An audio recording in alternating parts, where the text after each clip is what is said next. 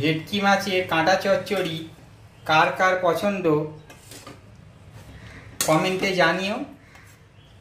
আর এই পুরো রেসিপিটি যদি পেতে চাও নিচের লিঙ্কে বা রিলেটিভ ভিডিওর লিঙ্কে ক্লিক করে দেখে নেবে।